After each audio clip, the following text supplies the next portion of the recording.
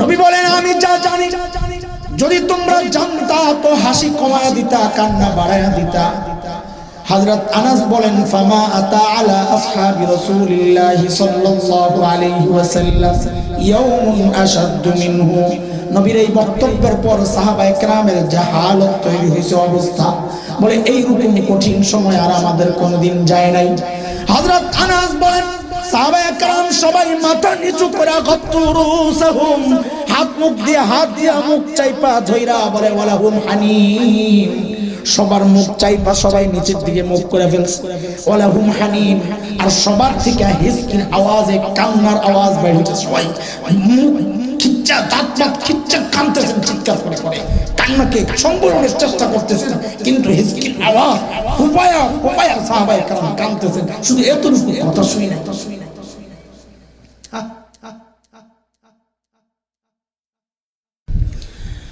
أما بعد فأعوذ بالله من الشيطان الرجيم. بسم الله الرحمن الرحيم.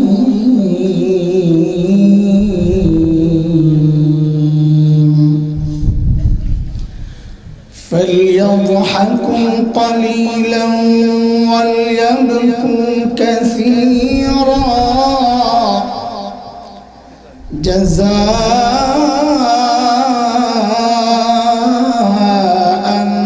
بما كانوا يكسبون.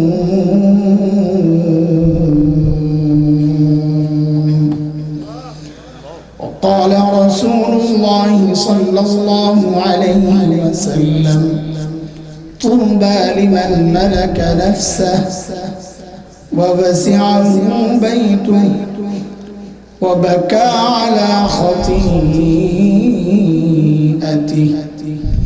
أو كما قال عليه الصلاة والسلام. صدق الله العلي العظيم وصدق رسوله النبي الكريم، ونحن على ذلك من الشاهدين والشاكرين، والحمد لله رب العالمين.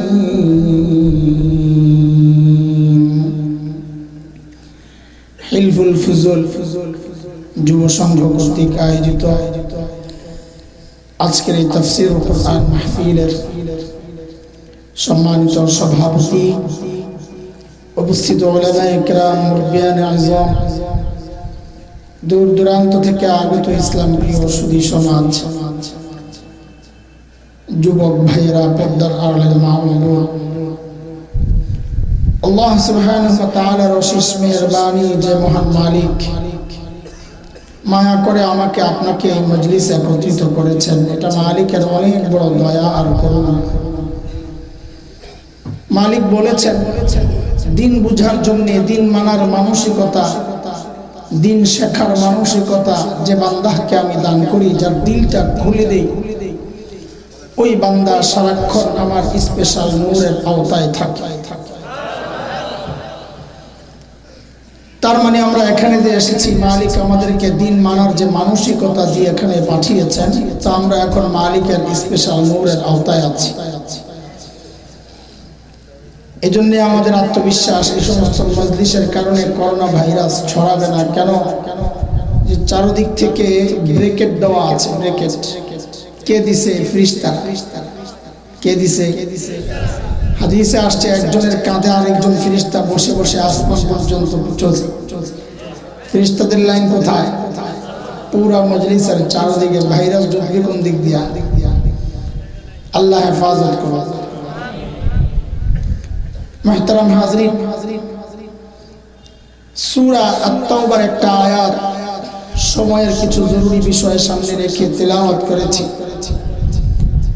প্রিয় হাবিব সাল্লাল্লাহু আলাইহি ওয়াসাল্লামের ছোট্ট একটা বাণী হাদিস পেশ করেছি।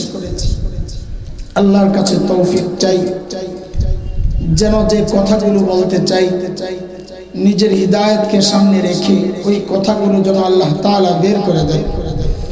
আপনারাও দোয়া করতে থাকেন যেন কথাগুলো এমনভাবে বের হয়, এমন কথা বের হয় যে আমার নিজের হিদায়াতের জন্য কাজ করে, আপনাদের হিদায়াতের জন্য কাজ করে।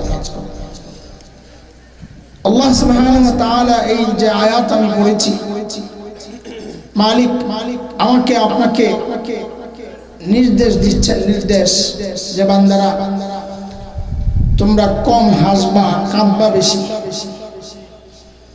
মালিকের চাওয়া কি আমরা যেন কম হাসি, কাঁদি বেশি, এটা মালিকের চাওয়া। কিন্তু বড় আফসোস, এই সমাজের মানুষ চায় কত বেশি হাসাইতে পারে। টেলিভিশনে আলাদা প্রোগ্রাম হয় মানুষকে বিনোদন দেওয়ার জন্য, হাসানোর জন্য, আনন্দে রাখে, নাচ গান হাসি তামাশার মজলিস চলছে মানুষকে হাসানোর জন্য, অথচ মালিক চান তুমি হাসো কম, কাঁদো বেশি। আরো বেশি আফসোস লাগে যখন এই তাফসীরুল কোরআনের মাহফিল হয়, তো এখানেও আমাদের মতো কোন অবুঝ ভাই এই মুবারক জায়গাগুলোকে কলঙ্কিত করেন, বসায় বসায় খালি মানুষকে শুধু হাসান আর হাসান, যেন এটা তাফসীরের মাহফিল না, এটা বিনোদনের একটা প্রোগ্রাম। এটা আরো বেশি আফসোসের কথা। অথচ মালিক চান আমরা যেন কম হাসি, বেশি কাঁদি। কোন কান্নাটা বেশি কাঁদতে হবে, বেশি কোন কান্না? একজন বড় তাবিঈ ছিলেন, বড় বুজুর্গ হযরত ইয়াজিদ ইবনে মাইসারা রাহিমাহুল্লাহ। তিনি বলেছেন মানুষের হাসিটা 7 রকমের হয়ে থাকে। সাধারণত আমরা 7 কারণে হাসি। কয় কারণে? এর মধ্যে 5টা স্বভাব সুলভ, এটা মানুষের অনিচ্ছায় বের হয়ে যায় হাসি, কান্না কান্না কান্না, হাসি না। মানুষের কান্না আমরা যেন বেশি কাঁদি, কোন কান্না বেশি কাঁদতে হবে? তো তিনি বলেন মানুষের কান্নাটা 7 রকমের হয়ে থাকে। এর মধ্যে 5টা হচ্ছে স্বভাব সুলভ। যেমন 1 নম্বর আল বুকা মিনাল ফারহ, আনন্দের কান্না। যা চাই নাই, অপ্রত্যাশিত কিছু পেয়ে অনেক সময় খুশিতে আত্মহারা হয়ে মানুষ কেঁদে ফেলে, এটা জায়েজ। তবে কান্নার উপলক্ষ যদি জায়েজ হয়, যে কারণে কাঁদছি ওটা যদি জায়েজ হয়, তো প্রাপ্তির কারণে খুশি, ওই কান্নাও জায়েজ। খেলায় জিতছে, খুশিতে কেঁদে ফেলছে, খেলাও হারাম, কান্নাও হারাম। বুঝে আসছে না কথা? 1 নম্বর কান্না। 2 নম্বর কান্না হচ্ছে আল বুকা মিনাল হুজন, মানুষের পেরেশানি, কষ্ট, দুঃখ, ব্যথা বেদনার কান্না, এটাও জায়েজ। এটা মানুষের স্বভাব সুলভ, এটা আটকানো যাবে না। দুঃখ পেলে, কষ্ট পেলে কান্না করবে। হযরত রাসূল করিম সাল্লাল্লাহু আলাইহি ওয়াসাল্লাম নিজের ছেলে ইব্রাহিম রাদিয়াল্লাহু আনহু তাকে দাফন করে নবী আলাইহিস সালাম কাঁদতেছিলেন, চোখ দিয়ে ঝরঝর করে পানি পড়তেছে। তো এক সাহাবী দেখে অবাক হয়েছে, কারণ নবী বলেছিলেন কেউ মৃত্যুবরণ করলে চিৎকার চেঁচামেচি না করা, কাপড় না ছিঁড়া, বুক না চাপড়ানো। তো ইনি কান্নাকেও ওর মধ্যে মনে করেছিলেন। তো অবাক হচ্ছেন, নবী না মানা করছেন, এখন নবী নিজে কাঁদতেছে। তো এসে জিজ্ঞেস করতেছেন ইয়া রাসূলুল্লাহ, আপনি কাঁদছেন যে? তো আল্লাহ রাসূল সাল্লাল্লাহু আলাইহি সাল্লাম জবাব দিলেন আল কলবু ইয়াহজুন ওয়াল আইনু তাদমা ওয়া ইন্না বিফরাকিকা ইয়া ইব্রাহিম লামাহজুনুন। যারা আমি তো মানুষ, আমার একটা কলব আছে, কলবের কাজ হচ্ছে সে দুঃখ পায়, ব্যথা পায়। আমার চোখ আছে, আমি তো মানুষ, চোখের কাজ হচ্ছে সে অশ্রু ফালায়, বুকে ব্যথা, কলিজায় ব্যথা, অন্তরে ব্যথা, এটা প্রকাশ পায় চোখ দিয়ে পানি ঝরে ঝরে। আমি তো মানুষ। ও ইব্রাহিম, তোমার বিচ্ছেদে আমরা আজকে শোকাহত। নবী জানাইলেন যে ইব্রাহিমের কষ্টে আমি কাঁদছি। বুঝা গেল কষ্টে দুঃখে কান্না করা এটাও জায়েজ, তবে এটা পরিমিত, যেন চিৎকার চেঁচামেচি না হয়। 2 গেল। 3 নম্বর আল বুকা মিনাল ফাজা, ভয়ে আতঙ্কে কেঁদে ফেলা। বাচ্চারা দুষ্টামি করে, মা বাবা শাসন করতে গেলে অনেক সময় ভয়ে কেঁদে ফেলে। শিক্ষক শাসন করতে গেলে ভয়ে কেঁদে ফেলে, এটাও জায়েজ, এটা মানুষের স্বভাবসুলভ কান্না, এটাকে আটকানোর সুযোগ নাই। 4 নম্বর আল বুকা মিনাল ওয়াজা, ব্যথার কারণে কান্না, আঘাতের কারণে কান্না, কেটে গেছে দুঃখ কষ্টে অসহ্য যন্ত্রণা কেঁদে ফেলছে, এটাও জায়েজ, এটা মানুষের স্বভাবসুলভ কান্না, এটাকে ঠেকানো যাবে না, আসবেই। 5 নম্বর আল বুকা মিনাশ শুকর, কৃতজ্ঞতার কান্না। বাবা কি কি অনুগ্রহ করেছেন আমার উপর, বাবার মৃত্যুর পর এগুলো মনে করে করে কান্না করতেছি, আমার বাবার এই অবদান, আমার শিক্ষকের অবদান, আমার নেতার অবদান বলেও তো মানুষ কাঁদে, এটাকে বলে আল বুকা মিনাশ শুকর, কৃতজ্ঞতার কান্না, এটাও জায়েজ। এই 5টা কান্না জায়েজ, আনন্দের কান্না, দুঃখ কষ্টের কান্না, ভয়ের কান্না, আঘাতের কান্না, কৃতজ্ঞতার কান্না, এই পাঁচটাই জায়েজ। আর রইল 2টা কান্না, একটা না জায়েজ আর একটা শুধু জায়েজ না, মালিকের অনেক বড় নিয়ামত। না জায়েজ কোনটা? 6 নম্বর আল বুকা মিনার রিয়া, লোক দেখানো কান্না, নাটকের কান্না, ঢঙের কান্না, স্বার্থ উদ্ধারের কান্না, ভোট পাওয়ার কান্না। আছে না, ভোট পাওয়ার জন্য তো অনেকে কাঁদে, দেখছেন না? বাঁচার জন্য কান্না, খামাখাই ধোঁকা দিচ্ছে। যেমন হযরত ইয়াকুব আলাইহিস সালাতু ওয়াস সালামের ছেলেরা ভাই ইউসুফ আলাইহিস সালামকে কুয়ার মধ্যে ফালায়া দিয়া বিকালে বাবার কাছে আইসা কান্না করা শুরু করছে। কোরআনে কারীমে আসছে ওয়াজাউ আবাহুম ইশাআন ইয়াবকুন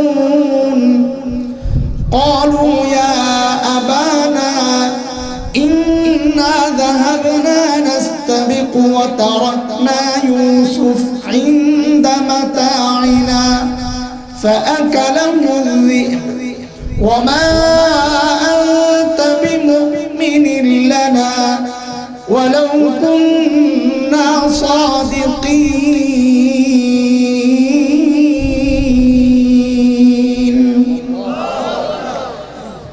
ইয়াকুব আলাইহিস সালামের ছেলেরা আয়েশা বাবা ইয়াকুবকে বলতেছে, বাবা ইউসুফকে আমাদের সামান, আমাদের মালপত্রের কাছে, জামা কাপড়ের কাছে বসায়া, অত ছোট আমরা একটু দৌড় প্রতিযোগিতা শুরু করেছিলাম, বাঘ আইসা ইউসুফকে খায়া ফেলছে। বলে ওমা আনতা বিমুমিনিন লানা ওয়ালাউ কুননা সাদিকিন, আমরা সত্য বললেও আপনি বিশ্বাস করবেন না, এটা আমরা জানি।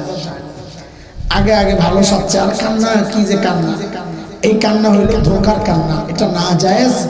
লোক দেখানো কান্না, বুজুর্গ সাজার জন্য, এটা না জায়েজ। স্বার্থোদ্ধারের কান্না শুনি আমরা, ওই যে রুমালের মধ্যে নাকি গ্লিসারিন ভিজায়া কেমনে কেমনে জানি চোখের মধ্যে লাগাইয়া দিলে নাকি টপ টপ করে পানি পড়ে, এটাও একটা কান্না আছে এই সমাজে, স্বার্থোদ্ধারের কান্না। এটা কি বলেন? হারাম, হারাম, এই কান্না কি হারাম। 6টা গেল। 7 নম্বর কান্না, যেটা শুধু জায়েজ না, এটা মানুষের জন্য মালিকের পক্ষ থেকে এক বড় নিয়ামত, এই নিয়ামত যার নাই সে পুরা কপাল। কি সেই কান্না? আল বুকা মিন খাশিয়াতিল্লাহ, আল্লাহর ভয়ে কান্না, আল্লাহর ভয়ে কান্না, এটা শুধু জায়েজ না, এটা আল্লাহর পক্ষ থেকে বান্দার জন্য এক বিশাল নিয়ামত। আল্লাহ এটা চান, যাকে পছন্দ করেন তাকে দেন, এটা নিয়ামত। তো এই জন্য বলি যে মালিক তো চান আমরা কাঁদি, এই কান্না আল্লাহর ভয়ে কান্না, অন্য কান্না বেশি কান্না, এটা মালিক চান না। মালিকের ভয়ে কান্না করো, এটা মালিক চান। মালিক বলেন ফালিয়াযহাকু কালিলা ওয়ালিয়াবকু কাসীরা জাযাআন বিমা কানু ইয়াকসিবুন।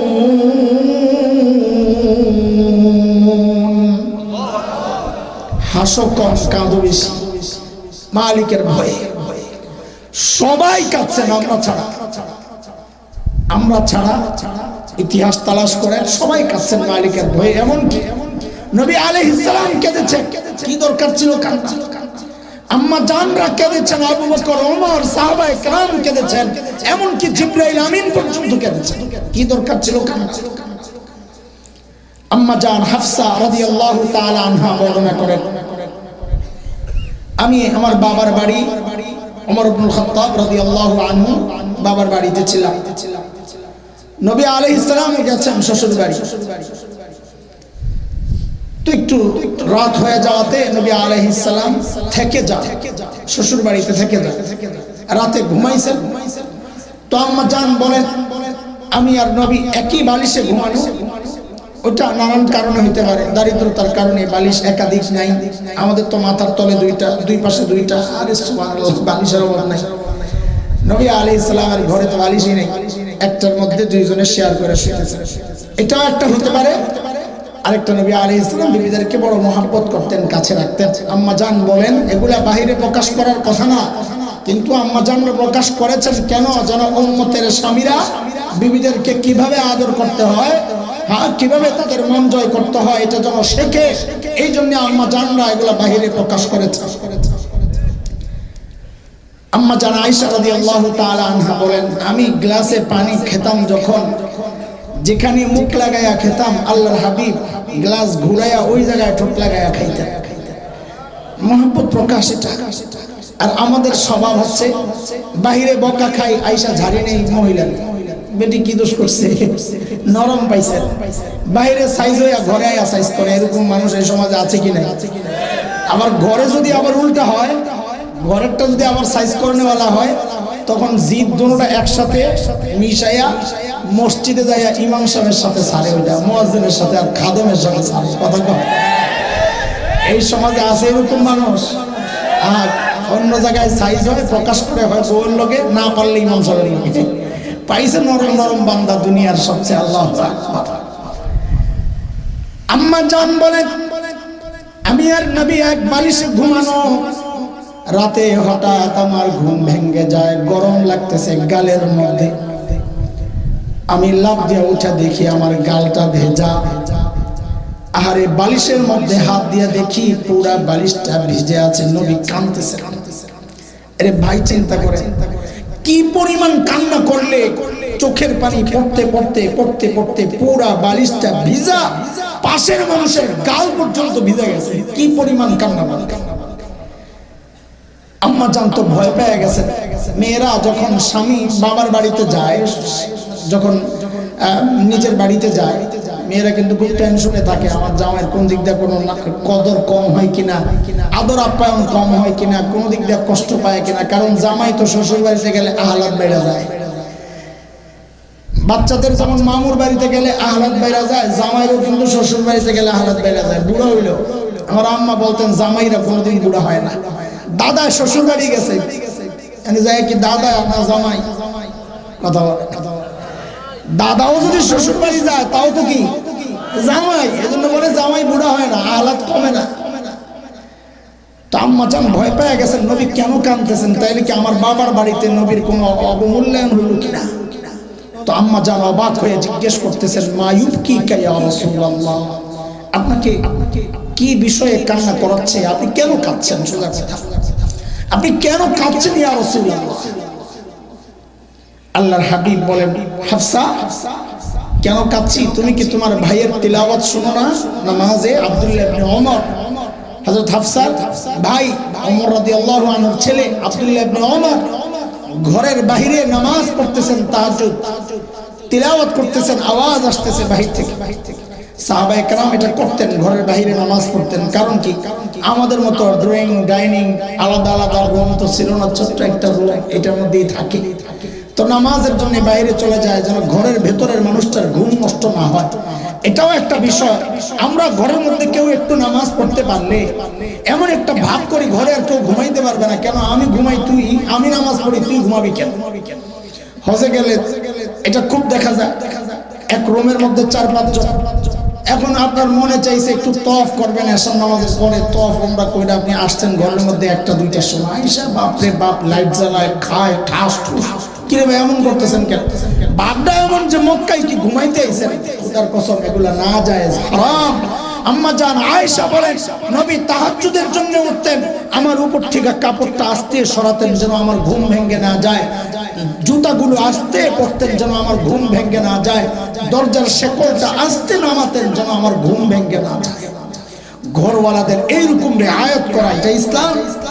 হযরত মুফতি তাকি ওসমানী হাফিজাহুল্লাহ বলেছেন, আরে ভাই ম্যাচের যে এটা ওইটা জায়গাটা জায়গায় রাখো, লবণের কৌটাটা জায়গাটা জায়গায় রাখো, টয়লেটগুলো পরিষ্কার করে আসো যেন ঘরের অন্য কারো কষ্ট না হয়। হ্যাঁ, এগুলোর কোনো রেয়াত নাই। আল্লাহ মাফ করো, ঘরওয়ালীদেরকে আমরা বাদী মনে করি। আরে আল্লাহর নেয়ামত, আল্লাহর পক্ষে নেয়ামত, বাদী মনে করি। এই সমাজে বহু মানুষ আছে কাপুরুষ, বউকে পিটায়, আছে কিনা? কাপুরুষ খবর লয়ে দেন, বাইরে নিজে পিটা খায়, খবর লয়ে দেন। অসভ্য। তোর মেয়ে বড় হইতেছে, খবর লয়ে দেয় তোর জামাই তোর মায়ের পিঠে, হিসাব সোজা। তওবা করবেন, আল্লাহর রাস্তায় এই কাজগুলো করেন না। আম্মা জান হাফসা বলেন, ইয়া রাসূলুল্লাহ আপনি কেন কাঁদছেন? নবী বলেন, হাফসা তোমার ভাই আব্দুল্লাহ ইবনে ওমরের তিলাওয়াত কি তুমি শোনো না? আব্দুল্লাহ ইবনে ওমর ঘরের বাইরে নামাজ পড়তেছে। নবী আলাইহিস সালাম মাঝে মধ্যে কামরার বাইরে যায়, কখনো তো যে জায়গায় ঘুমাইতেন ওই জায়গায় নামাজ পড়তেন পাশে দাঁড়ায়া, কখনো কখনো কামরার বাইরে যায় নামাজ পড়তেন। এই গতবার হজে আল্লাহ তাআলা এক নিয়ামত মিলাইছেন। নবীর রওজায়ে আতহারে কাজ করে একজন বাংলাদেশি, ভালো লেভেলে আছে, কর্মকর্তা লেভেল। তো আমাকে দেখে সে আমাকে খুব মহব্বত করে, আমি তো জানি না, দেখে খুব খুশি আমারে পায়া। পরে বলে, আমার ডিউটি তো হুজুর মাগরিবের পরে, আপনি একটু আসতে পারবেন, আপনাকে একটা সারপ্রাইজ দিব। তাই বলি, সারপ্রাইজের জন্য তো মদিনায় আসা, কি দিবেন দেন তাড়াতাড়ি। বলে যে ওই যেই রাস্তাটা দিয়ে ঢুকে জিয়ারত করার জন্য নবীর রওজা, বাবু সালাম বলে 1 নাম্বার গেট, ওই গেটে আইসা মাগরিবের পরে আমাকে ফোন দিবেন। তো আমিও গেটের সামনে দাঁড়ায় ফোন দিছি, ভাই আমি আসছি। তো একটু পরে আসছে, পুলিশকে দেখাইছিল যে আমার লোক, তো ছেড়ে দিছে, আমি গেছি। উনি হাতে ধরে পুলিশের এই ব্রেকেট ট্রেকেট কাইটা একদম ভিতরে নিয়ে গেছে। আরে আল্লাহ, আমার পক্ষে তো জীবনে ওখানে যাওয়া সম্ভব ছিল না। একদম খাস একটা জায়গা, উঁচু একটা জায়গা, সাবে সুফার একটা গেট, ব্রেকেট, এরপরে একটা উঁচু বারান্দার মতো জায়গা। তো আমাকে দেখাইলো এটা হচ্ছে ওই জায়গা যেখানে দাঁড়ায় আল্লাহর হাবিব সাল্লাল্লাহু আলাইহি সাল্লাম তাহাজ্জুদ করতেন। একটু সুযোগটা নেন, একটু নামাজ পড়ে নেন। আলহামদুলিল্লাহ, মাগরিবের পরে এই ভাইয়ের উসিলা আল্লাহ এখানে দাঁড়ায় কিছু নামাজ পড়ার সুযোগ দিয়েছেন। আলহামদুলিল্লাহ, অনেক খুশি লাগছে দিলের মধ্যে যে প্রিয় হাবিব যেখানে দাঁড়ায় নামাজ পড়ছেন, ওই জায়গায় দাঁড়ায় নামাজ পড়তেছি। তো সাহাবায়ে কেরাম এই কাজটা করতেন না, রাতে নামাজ পড়তেন ঘরের বাইরে। তো আম্মা জান খেয়াল করলেন, আমার ভাইয়ের এমন কি তিলাওয়াত শুনে নবী কান্না করতেছেন। কি শুনছেন? তো আম্মা জান খেয়াল করতেছেন আব্দুল্লাহ ইবনে ওমর কি তিলাওয়াত করতেছেন। তো খেয়াল করে শুনেন যে তিলাওয়াত করতেছেন, কাল্লা ইন্নাহুম আন রাব্বিহিম ইয়াওমা ইযিল লামাহজুবুন।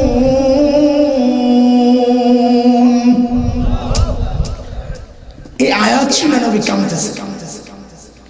কান্নারও তো একটা সীমা আছে, কাঁদতে কাঁদতে পুরো বালিশ ভিজায় ফেলছে, অথচ এই বিষয়টা নবীর সাথে আসবে না। এটা তো আমাদের মতো পাপীদের সম্পর্কে বলা, এটা তো নবীকে বলা হয় নাই। তাও নবীর ভয় যদি হয়ে গেল, ওই ভয়ে কাঁদতেছে। কথাটা কি?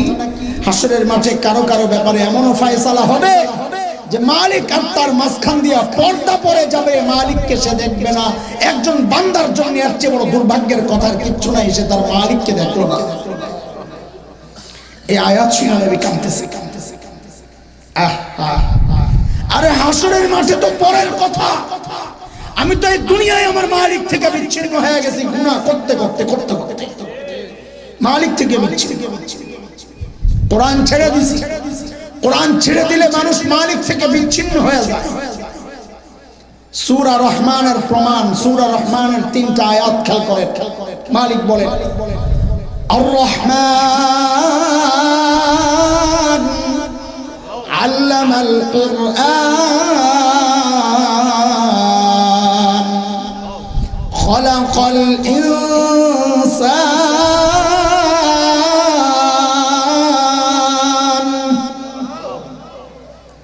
আয়াত 3টা খুব মনোযোগ দিয়ে খেয়াল করে।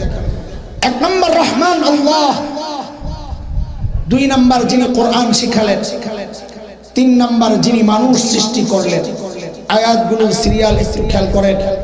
আল্লাহ বলেন আমি আগে কোরআন শিখাইছি, 2 নাম্বার মানুষ সৃষ্টি করছি, 3 নাম্বার। কিন্তু বলেন তো, আমার কথাই বলেন, আমি দুনিয়ায় আগে আসছি না আগে কোরআন পড়ছি? আগে দুনিয়ায় আসছি, এরপর না কোরআন পড়ছি। অথচ আল্লাহ আমার আসার সিরিয়ালটা নিয়েছেন 3 নাম্বার আয়াতে, কোরআন শিক্ষার ব্যাপার আনছেন 2 নাম্বার আয়াতে। আমাদের বুঝ মতো আয়াত 8 পিস হলো কিনা? কথা বুঝেন না? আমাদের বুঝ মতো হওয়া দরকার ছিল এমন, রহমান আল্লাহ যিনি মানুষ সৃষ্টি করলেন, যিনি কোরআন শিখালেন, আমাদের বুঝ মতো হওয়া দরকার ছিল এমন। অথচ আল্লাহ এমন ভাবে বলেন নাই। মালিক বলতেছেন রহমান আল্লাহ যিনি কোরআন শিখালেন, যিনি মানুষ সৃষ্টি করলেন। সিরিয়াল একটু 8 পিস করে ফেলছে। কেন? কেন? কেন? বড়রা বললেন তো অনেক কারণ আছে, এটা একটা কারণ। আয়াতগুলোকে উপর থেকে নিচের দিকে সাজা। উপরে আর রহমান, মাঝখানে আল্লামাল কোরআন, নিচে খালাকাল ইনসান।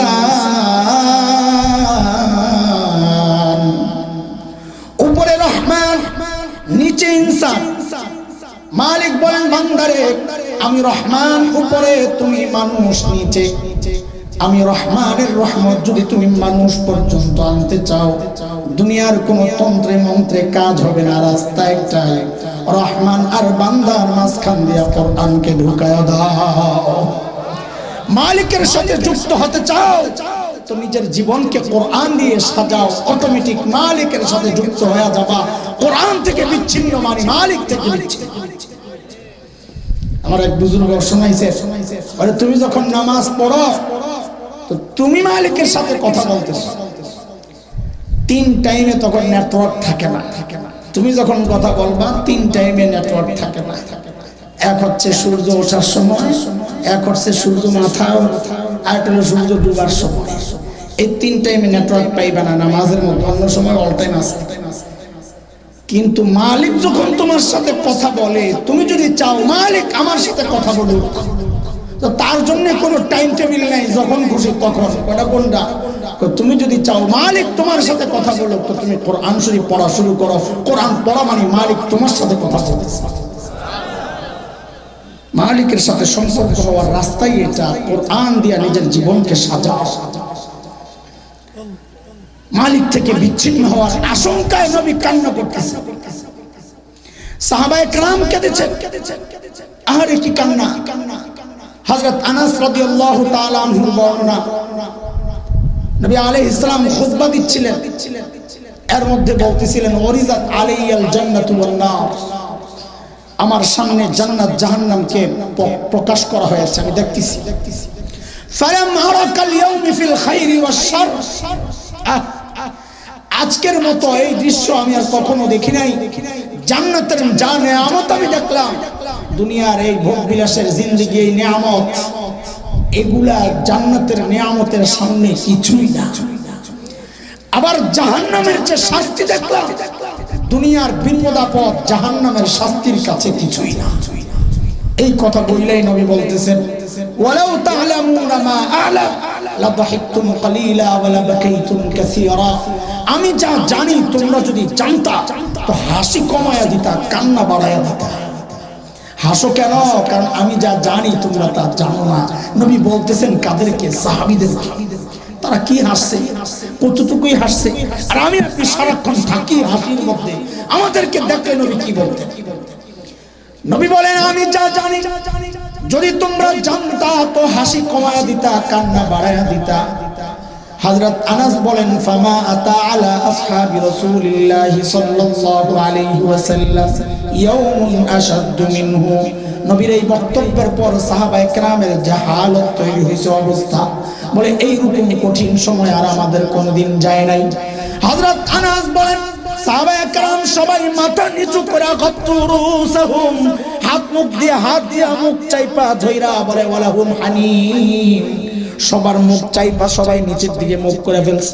ওয়ালাহুম হানিম, আর সবার থেকে হিসকির আওয়াজে কান্নার আওয়াজ বের হচ্ছে। সবাই মুখ খিচ্চা, দাঁত খিচ্চা কাঁদতেছেন, চিৎকার করে করে কান্নাকে সংবরণের চেষ্টা করতেছেন, কিন্তু হিসকির আওয়াজ উপায়া সাহাবায়ে কেরাম কাঁদতেছেন। শুধু এতটুকু কথা শুনি না। কোনো চিন্তা নাই, কোনো চিন্তা নাই, হাসি তামাশা চলছে চলছে। কেন কেন এরকম হয়ে গেল বলে? কিসের ভরসা এ ভাই? কিসের ভরসা? কিসের ভরসা এরকম নিশ্চিন্ত হয়ে গেলাম? প্রকাশ্য আল্লাহর আযাব দেখতেছি, আমি বলতে পারতেছি আল্লাহর আযাব দেখতেছি, আমি বাজি আতশবাজি করতেছি, আল্লাহর আযাব দেখতেছি, আমি গান বাজনায় মত্ত। কিসের ভরসা? বেঈমান, কত বড় দুঃসাহস মানুষের! সারা দুনিয়ায় যেখানে পেরেশান এই গজবে, আর আমি আনন্দ ফুর্তি করতেছি, কোনো খবর নাই। কেমন মানুষ? এইরকম নির্ভয় কেন হইলাম? অথচ হযরত আব্দুল্লাহ ইবনে ওমর রাদিয়াল্লাহু তাআলা তিলাওয়াত করতেছিলেন, ইয়াউমা ইয়াকুমুন নাসু লিরাব্বিল আলামিন। সব মানুষের রবের সামনে একদিন দাঁড়াইতে হবে। এই আয়াত তিলাওয়াত করে হযরত আব্দুল্লাহ ইবনে ওমর কাঁদতে কাঁদতে কাঁদতে কাঁদতে বেহুশ হয়ে গেছে। আব্দুল্লাহ ইবনে ওমরের কিসের ভয়? সাহাবী, জান্নাতের সুসংবাদ পাইছেন, কিসের ভয়? অথচ তিনি কান্না করতেছেন, হায় মালিকের সামনে দাঁড়ায়া আমি কি জবাব দিব? আমি মালিকের সামনে দাঁড়ায়া কি জবাব দিব? যুবক, তুমি আর আমি কি জবাব দিব বলো? হ্যাঁ, আজীব অবস্থা। সাইয়েদনা আবু বকর সিদ্দিক রাদিয়াল্লাহু তাআলা, ভাই কিসের সমস্যা আবু বকরের? নবী বলেছেন আবু বকর ফিল জান্নাহ, আবু বকর জান্নাতি। আবু বকর জান্নাতি হওয়ার সুসংবাদ পাওয়া মানুষ। হ্যাঁ, কিসের ভয় বলেন? আবু বকরের ভয়টা কোন জায়গায়? অথচ আবু বকর কাঁদতে কাঁদতে জান শেষ। দূরে যায় যায় কান্না করে আবু বকর, দূরে যায় যায় কান্না করে। কি বইলা কান্না করে? আর আবু বকর কি বইলা কান্না করে? আমাদের তো পাগল হইয়া রাস্তায় চিৎকার করে করে দৌড়ানো দরকার। অথচ আবু বকর কি বইলা কান্না করে? আবু বকর কান্না করে, ইবনে আবি কুহাফা, এ আবু কুহাফার বেটা, তুই মানুষ কেন হইছিস? তুই মানুষ কেন হইছিস? এখন তো মালিকের সামনে দাঁড়াইতে হবে, এখন কি জবাব দিই? আমরা নিশ্চিন্তে বসে আছি। আলেম হইছি না, আলেম হইছি না, আল্লাহ আমাকে কেন জাহান্নাম দিবে? হাফেজ হইছি না, কারি হইছি না, দাড়ি রাখছি না, নামাজ পড়ি, আখেরি পয়গম্বরের উম্মত, হজ করছি না, দান খয়রাত করি না, কত নেক আমল করি, ওয়াজ মাহফিলের আয়োজন করতেছি, আমি তো জান্নাত পাইয়াই যাব। হ্যাঁ, এত সুন্দর। আম্মা জান আয়েশা রাদিয়াল্লাহু তাআলা আনহা নামাজে দাঁড়াইছেন তাহাজ্জুদে। এ ভাই, কার কথা বলতেছি? নবীর সহধর্মিনী, জান্নাতে হওয়ার সুসংবাদ যিনি পেয়েছেন, যা আমার জান্নাতের বিবি, ওই মানুষের খবর শোনাচ্ছি। আমার আর আপনার মতো সাধারণ কারো খবর না, এটা জান্নাতি মানুষের খবর, তাও নবীর বিবি। বাপ রে বাপ, আল্লাহু আকবার। আম্মা জান আয়েশা নামাজে তাহাজ্জুদে দাঁড়ায়া পড়তেছেন, ওয়া বাদালাহুম মিনাল্লাহি মা লাম ইয়াকুনু ইয়াহতাসিবুন। ও মায়েরা শোনো, আমার বোনরা শোনো, তোমাদের আদর্শ আম্মা জান আয়েশা শোনো। আম্মা জান আয়েশা এই আয়াত পড়তেছেন, কাঁদতেছেন, আয়াত পড়তেছেন, কাঁদতেছেন, আগে বাড়তে পারতেছেন না, কলিজা ফাইটা চিৎকার আসতেছে, আগে বাড়তে পারতেছেন। কেন? আয়াতটার কি অর্থ? কি বুঝে কাঁদতেছেন? এ মুসলমান, খেয়াল করেন কোথায় আছি আমরা। ওয়াবাদালাহুম মিনাল্লাহ, আল্লাহ বলছেন ওয়াবাদালাহুম মিনাল্লাহ মা লাম ইয়াকুনু ইয়াহতাসিবুন। আল্লাহর পক্ষ থেকে হাসরের মাঠে তোমার জন্য এমন সিদ্ধান্ত প্রকাশ পাওয়া যাবে যা তুমি কোনোদিন চিন্তাও করো নাই। দুনিয়ায় তো চিন্তা করছো আমি মুমিন, আল্লাহর সামনে প্রকাশ পাওয়া যাবে না, তুমি বেঈমান। কিসের ভরসায় বসে আছো? দুনিয়ায় তো প্রকাশ করতেছে তুমি আলেম, মালিকের সামনে প্রকাশ পাওয়া যাবে তুমি জাহেল জালেম। দুনিয়ায় তো সূরত আমি কারি। আল্লাহ বলেন ওয়াবাদালাহুম মিনাল্লাহি মা লাম ইয়াকুনু ইয়াহতাসিবুন। দুনিয়ায় তো তোমার পরিচয় তুমি হাজি, দুনিয়ায় তো তোমার পরিচয় তুমি মুসলমান, দুনিয়ায় তো তোমার পরিচয় তুমি বোরকাওয়ালা নারী, পর্দাওয়ালা নারী, দুনিয়ায় তো তোমার পরিচয় তুমি নামাজি, দুনিয়ায় তো তোমার পরিচয় তুমি কালিমা ওয়ালা। মালিক বলেন ওয়াবাদালাহুম মিনাল্লাহি মা লাম ইয়াকুনু ইয়াহতাসিবুন, যা তুমি চিন্তাও করো নাই, কল্পনাও করে নাই, মালিকের পক্ষ থেকে এমন সিদ্ধান্ত প্রকাশ পায়। এই ভয়ে হযরত জিবরাইল পর্যন্ত কাঁদছেন। আরে জিবরাইলের কান্নার কি দরকার? জিবরাইল আমিনের কান্নার দরকারটা কি? হ্যাঁ, জীবনে কোনো গুনাহ করে নাই, গুনাহ করার ক্ষমতাই দেয় নাই আল্লাহ তাআলা। লা ইয়াসুনাল্লাহা মা আমারহুম ওয়া ইয়াফআলুনা মা ইউমারুন। আল্লাহ বলেছেন ফেরেশতাদের গুনাহ করার কোনো ক্ষমতাই নেই, যা বলেন আল্লাহ তাই করতে তারা বাধ্য। সেই জিবরাইল আমিন নবীর দরবারে আইসা কাঁপতেছেন আর কাঁদতেছেন, কাঁপতেছেন আর কাঁদতেছেন, কাবার গিলাফ ধইরা জড়াইয়া চিৎকার করে করে কাঁদতেছেন। জিবরাইল আর বলতেছেন ইলাহি ওয়া সাইয়্যিদি, ইলাহি ওয়া সাইয়্যিদি লা তুগাইর ইসমি ওয়া লা তুবাদদিল জিসমি। জিবরাইল আমিন কাঁদতেছেন ইলাহি ওয়া সাইয়্যিদি লা তুগাইর ইসমি ওয়া লা তুবাদদিল জিসমি। মালিক আমার নামটা পাল্টায়া দিয়েন না, মালিক আমার অবস্থান পরিবর্তন করে দিয়েন না। নবী জিজ্ঞেস করতেছেন জিবরাইল এটা কেমন দোয়া করতেছেন আপনি, কেন এই দোয়া করতেছেন?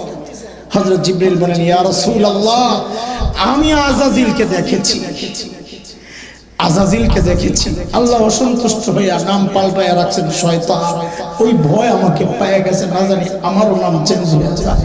এরে মুসলমান, জিবরাইল আমিন নাম চেঞ্জের জন্য কান্না করেছেন, আমাদের কোনো টেনশন নাই। এমনও তো হইতে পারে মুমিন নাম নিয়ে কবরে গেছি, আল্লাহর রেজিস্টারে আমার নাম মুনাফিক, মুনাফিক কাফের উঠতেছে কবর।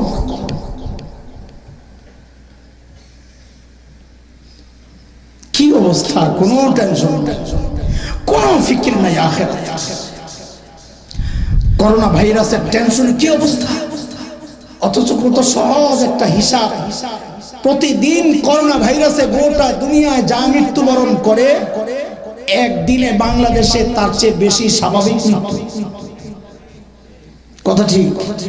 সারা দুনিয়ায় করোনা ভাইরাসে একদিন যত মানুষ মৃত্যুবরণ করে, শুধু বাংলাদেশে স্বাভাবিক মৃত্যুর হার এর চেয়ে, তোমার তো করোনা ভাইরাসের চেয়ে সাধারণ মৃত্যুকে ভয় পাওয়ার কথা বেশি।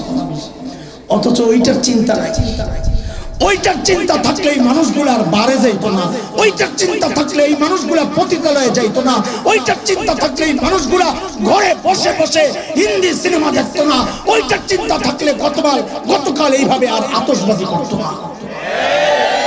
ওই চিন্তা নাই, ওই চিন্তা নাই। করোনারে ভয় পায়, মালিককে ভয় পায় না। করোনাকে ভয় পায়, করোনার মালিককে ভয় পায় না। কত বড় বোকা আমরা মানুষ, কোনো চিন্তা নাই। এরে ভাই, এইরকম স্বাধীন কেন হয়ে গেল? ভাবতেছি অনেক কিছু করে ফেলতেছি না, হ্যাঁ?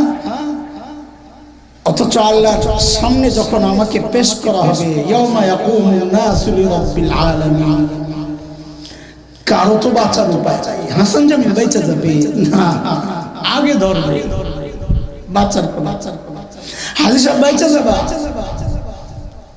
ইয়াউমা ইয়াকুমুন নাসু লিরাব্বিল আলামিন, কারো বাঁচার উপায় নাই, সব দাঁড়াইতে হবে মালিকের আদালতে।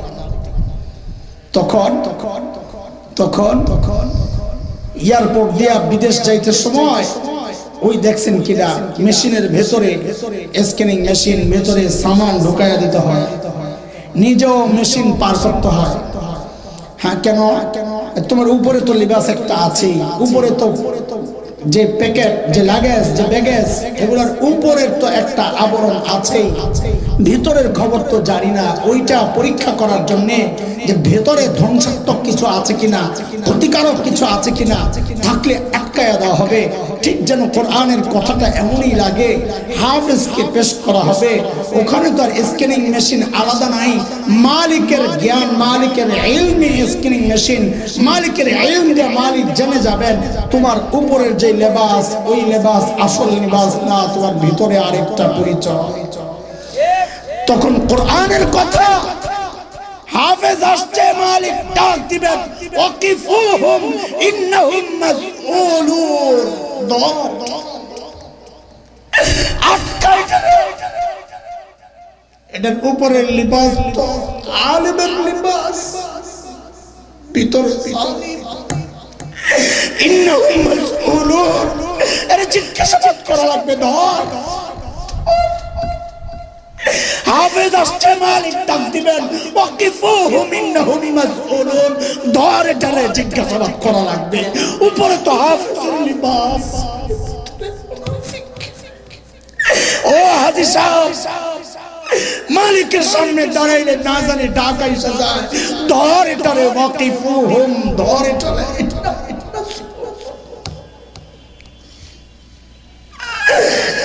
ও মুসলমান, কিভাবে নিশ্চিন্তায় বসে আছো ভাই?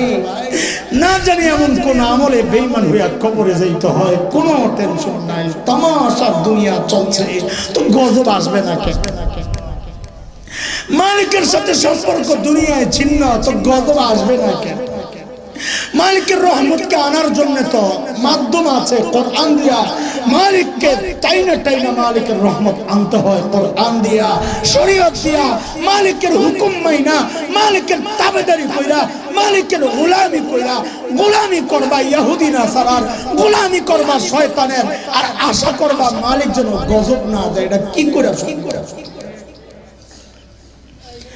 করোনা ভাইরাসকে ঠেক দেওয়ার জন্য কত কিছু, স্কুল বন্ধ, কলেজ বন্ধ, ইউনিভার্সিটি বন্ধ, মাদ্রাসা বন্ধের চাপ। আরব দেশগুলোতে নাউজুবিল্লাহ মসজিদ বন্ধ করে দিয়েছে জালিমগুলা, জাহেল। এগুলো সব জাহেল, মাথা মোটার দল, আমেরিকার দালাল। মসজিদ বন্ধ করে দিয়েছে, বাইতুল্লাহ থেকে মুসলিম জাহানকে বিচ্ছিন্ন করছে।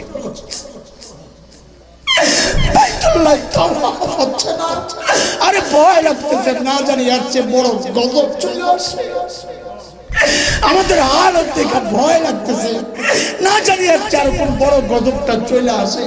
বাইতুল্লাহ তাওয়াফ হচ্ছে না, গোটা জাহান বাইতুল্লাহ থেকে বিচ্ছিন্ন হয়ে গেছে ওই জালেমদের শয়তানের কারণে।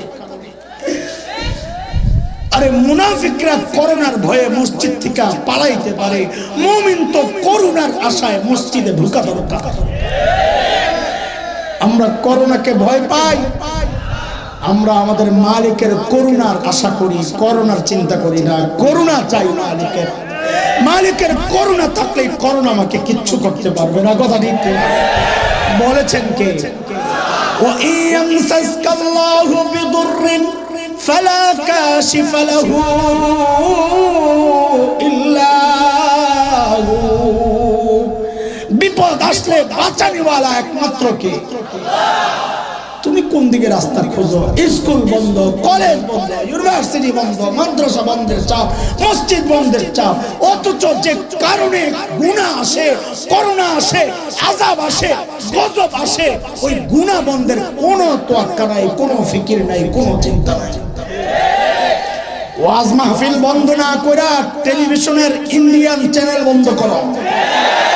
মসজিদ বন্ধ না কইরা, মাদ্রাসা বন্ধ না কইরা পতিতালয়ের মদের বারগুলা বন্ধ করো। 5 স্টার হোটেলগুলোতে যাও, অভিযান চালাও, যারাই গুনাহে লিপ্ত এদেরকে অ্যারেস্ট করো। ওই যে করোনা ভাইরাসের আশঙ্কায় যেমন আলাদা রুমের মধ্যে এদেরকে পর্যবেক্ষণ রাখা হয়, যে সমস্ত মানুষগুলা ওই 5 স্টার হোটেল আর নোংরা নোংরা জায়গায় ধরা পড়বে, এই গজবের দিনগুলোকে এদেরকে আলাদা করে রাখো, যেন পাপ করতে না পারে। জেলখানায় ঢুকায় দাও। এদের আযাবের কারণে, এদের গুনার কারণে আমরা আযাব ভোগ করতে রাজি না। কথা কয়, আমরা আমাদের মালিককে ছাড়তে পারবো না, আমরা মসজিদ ছাড়তে পারবো না, আমরা দ্বীনি মজলিস ছাড়তে পারবো না। যেই মজলিসগুলো মালিকের রহমত টেনে আনে, ওই মজলিস আমরা ছাড়তে পারবো না। কত ঠিক মুসলমান? এটা আমাদের ঈমান, এটা আমাদের গুনাহ ছাড়ো, গুনাহ ছাড়ো। আযাব রুখতে হলে গুনাহ ছাড়ো, করোনা রুখতে হলে গুনাহ ছাড়ো। স্কুল কলেজ মাদ্রাসা বন্ধ করে করোনাকে ঠেক দেওয়া যাবে না, মসজিদ বন্ধ করে করোনা ঠেক দেওয়া যাবে না, বরং তার চেয়ে ভয়ঙ্করটা আবার আসার জন্য অপেক্ষা করতেছে। আযাব ঠেক দেওয়ার রাস্তা একটাই, গুনাহ ছাড়ো, ইস্তেগফার বাড়াও। বলেছেন কে? আবু জেহেল নবী আলাইহিস সালাম কাইসা হুমকি দেয়, এত ভয় দেখাও আমগরে আল্লাহর আযাবের, তো তোমার আল্লাহরে কও আমগরে পাথর বৃষ্টি দিয়ে দাও বাইরে লাগে। নবী আলাইহিস সালামও চাইছেন এমন একটা, যেহেতু চাইতেছে আবু জেহেল, তো আল্লাহ তাআলা আয়াত নাযিল করে দিয়েছেন সূরা আনফাল 33 আয়াত, ওমা কানা আল্লাহু লিউআযযিবাহুম ওয়া আনতা ফীহিম ওমা কানা আল্লাহু মুআযযিবাহুম ওয়া হুম ইস্তাগফিরুন।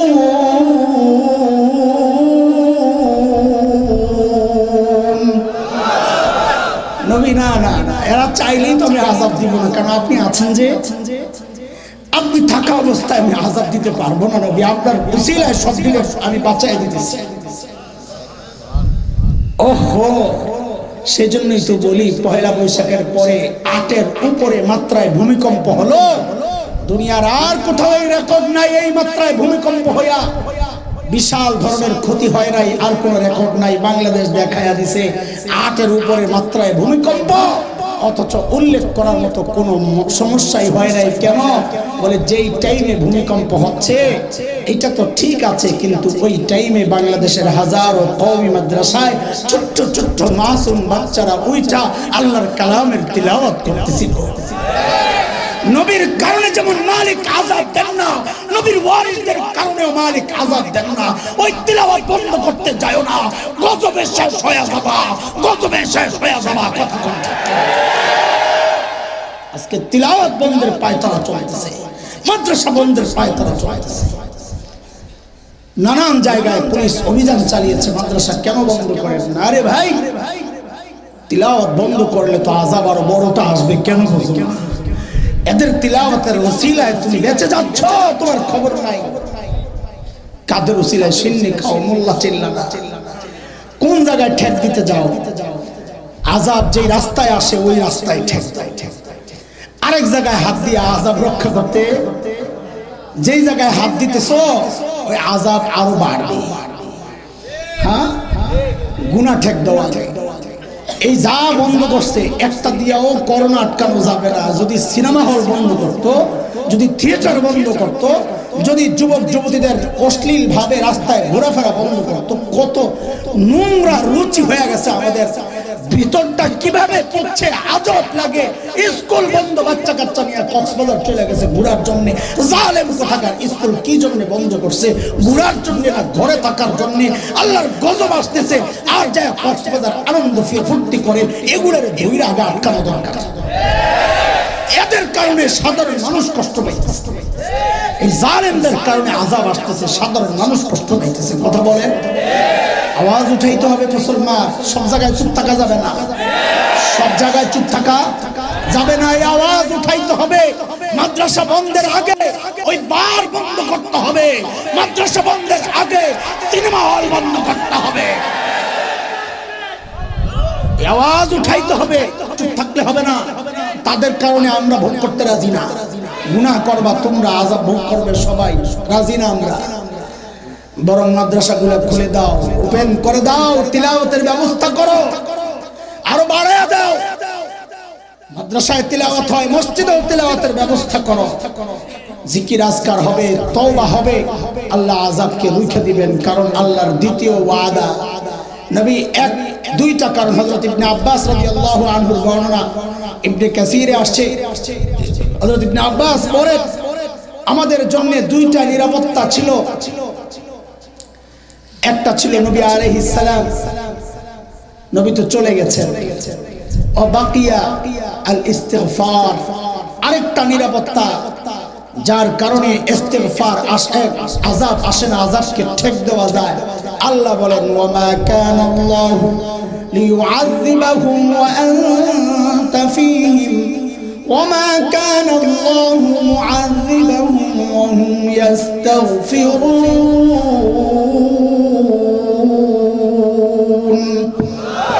নবী যতদিন আপনি আছেন আমি আযাব দিব না, এই একটা নিরাপত্তা আমানান।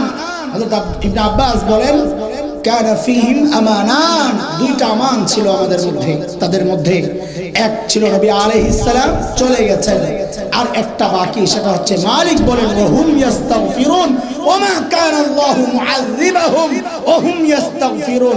বান্দা যখন ইস্তিগফার চালাবে আল্লাহ বলেন আমি ওই বান্দাদেরকে আযাব দিব না।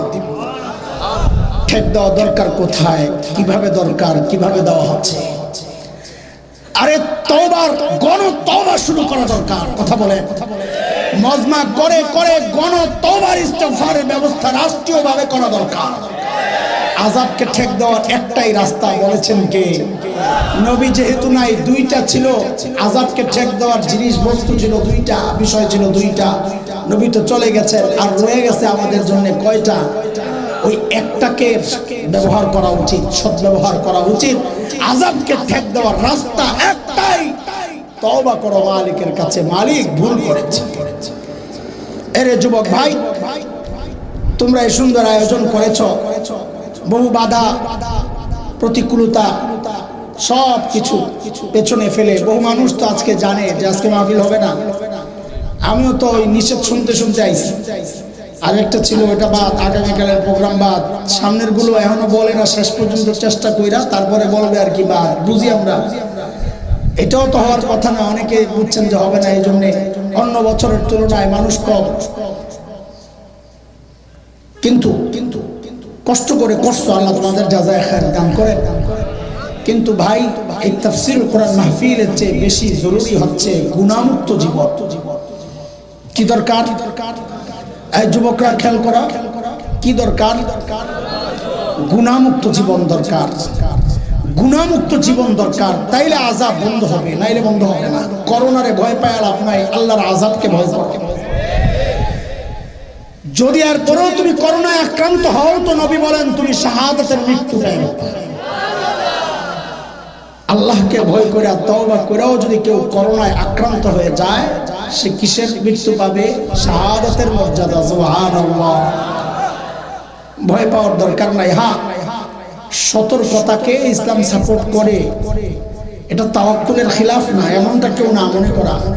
হযরত মুফতি তকি উসমানী হাফিজাহুল্লাহ বলেছেন, সতর্কতার কারণে যদি মুসাফা বাদ দিতে হয় দিবা, এটা তো ফরজ কিছু না, ওয়াজিব কিছু না, সুন্নতে মুআক্কাদাও না। যদি মনে হয় যে মুসাফা করলে, হ্যাঁ ছোঁয়াছে বলতে তো ইসলামে কিছু নাই, তবে জীবাণুর ব্যাপার আছে, ছুঁইলেই রোগ ছড়াবে, এটা আমরা বিশ্বাস করি না। তবে এমন সূক্ষ্ম জীবাণু আছে যেগুলো আমরা দেখি না, ওই জীবাণু আস্তে করে একজনের শরীর থেকে আরেকজনের শরীরে এসে যায়, এটা সম্ভব। যেহেতু সম্ভব, এই সতর্কতাগুলো আমরা অবলম্বন করব ইনশাআল্লাহ। তবে বড় খুশির খবর হচ্ছে, করোনা ভাইরাস থেকে বাঁচার জন্য ডাক্তাররা এখন যে সমস্ত পরামর্শ আমাদেরকে দিচ্ছেন, সুবহানাল্লাহ সুবহানাল্লাহ। আমার প্রিয় হাবিব সাল্লাল্লাহু আলাইহি সাল্লাম এই কথাগুলো 1400 বছর আগে বলে গেছেন। এখন তুমি কো 20 সেকেন্ডের মতো সাবান দিয়ে হাত ধুইতে না, আমার রাসূল কয় হাতের জন্য এই পর্যন্ত ধুবি, একবার না, দুইবার না, তিনবার। কয়বার? 20 সেকেন্ড আরো বেশি লাগে ভালো করে ধুইলে। সুবহানাল্লাহ। বলে প্রতিদিন একবার না, 5 বার ধুইবা, আরো বেশি ধো। তুমি তো খালি হাত ধোয়ার মধ্যে সীমাবদ্ধ রাখছো। আমার রাসূল বলেন না, কানের চিপায়, নাকের চিপায়, এই যা আছে মাথা মোটা, এগুলো সব ভালো করে পরিষ্কার করে করে রাখবা। স্বচ্ছতা, পরিষ্কার পরিচ্ছন্নতা, আমার নবীর মতো এত সুন্দর দিক নির্দেশনা দুনিয়ার আর কেউ দেয় নাই। নবী বলেছেন তুমি যখন ঘুম থেকে উঠবা, আর সুবহানাল্লাহ, কি নবী পাইছে আলহামদুলিল্লাহ, বলে যখন ঘুম থেকে উঠবা খবরদার হাতগুলারে না ধুইয়া কোনো পানি টানি বর্তনের মধ্যে হাত দিবা না। কেন? ফাইন্নাকা লা তাদরি আইনা বাতাত ইয়াদাক। তুমি তো জানো না তোমার হাতটা ঘুমের মধ্যে কই কই ঘুরছে, কই কই ঘুরছে। কিতাবে আসছে এক ব্যক্তি এই হাদিসটার উপর চ্যালেঞ্জ করেছে একরকম, আমি খবর পাই আমার হাত কই কই ঘুরে, আমি জানি, আমার ধোয়া লাগবে না। অনেকের ঘুম পাতলা হয়, টের পায় আমার ঘুম খুব পাতলা, আমার পাশে কেউ বসলে আমার ঘুমাইয়া যায়, যার কারণে গাড়িতে ঘুমাইতে পারি না, ওই একটু স্লো করলে ঘুমাইয়া যায়, বিরক্ত লাগে, যেন সজাগ থাকে, খুব পাতলা ঘুম। তো ওই লোকের এরকম পাতলা ঘুম ছিল। তো সে বলে নবীর এই হাদিস সবার জন্য প্রযোজ্য না, যাদের ঘুম গাঢ় তাদের জন্য, কারণ তার হাত করে যায় তার খবর নাই, আমার খবর আছে। এই কথা যেদিন বলছে এর পরের দিন ঘুম থেকে উঠা, আল্লাহ এক বুজুর্গ তার কিতাবে লিখেছেন সত্য ঘটনা, পরদিন ঘুম থেকে উঠা দেখে তার ডান হাত আল্লাহ কিভাবে তার পেছনের রাস্তা দিয়ে বহুদূর পর্যন্ত ভেতরে ঢুকে দিয়েছে। নাউজুবিল্লাহ, নবীর হাদিসকে চ্যালেঞ্জ করছে তুমি। হ্যাঁ, আমার নবী পরিষ্কার পরিচ্ছন্নতার ব্যাপারে কতটা গুরুত্ব দিয়েছেন যে ঘুম থেকে উঠা, তারা তো বলে বাহির থেকে আইসা, আমার বলে না তুমি ঘরে থাকা অবস্থায় ঘুমাইছো, ঘুম থেকে উঠা খবরদার কোনো বর্তনের মধ্যে হাত দিবা না, আগে হাতগুলো সুন্দর করে পরিষ্কার করো, তারপরে হাত দাও। সুন্নাহ ফলো করেন, সুন্নাহ ফলো করেন, স্বাস্থ্য সচেতন হন। আরে সুন্নাহ ফলো করলে স্বাস্থ্য ঠিক থাকবে, আখিরাতও বড় যাবে।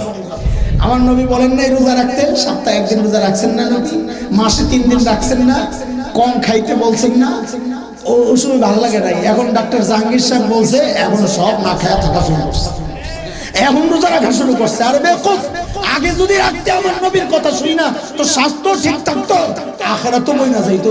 এখন তো স্বাস্থ্য ঠিক হইলেও হইতে পারে, নাও হইতে পারে, কিন্তু আখিরাত তো পাইলি না কিচ্ছু। সুন্নাত ফলো করেন, গোটা জীবনকে সুন্নাত দ্বারা সাজান, ইনশাআল্লাহ তো আশা করা যায় মালিক দুনিয়াও ঠিক করে দিবে, আখিরাতও ঠিক করে দিবেন ইনশাআল্লাহ। এর দোস্ত কান্নার চেষ্টা করি, হাসাহাসি বা এটা বড় দামি জিনিস। এই চোখের পানি কত বড় নিয়ামত। নবী বলেন আইনান লা তামাসসাহুমান নার, আইনুন বাকাত মিন খাশিয়াতিল্লাহ ওয়া আইনুন বাতাত তাহরুসু ফি সাবিলিল্লাহ। দুই ধরনের চোখ, যে চোখগুলোকে কখনোই জাহান্নামের আগুনে স্পর্শ করবে না। এক নম্বর চোখ, যে চোখ আল্লাহর ভয়ে কান্না করে, আল্লাহু আকবার।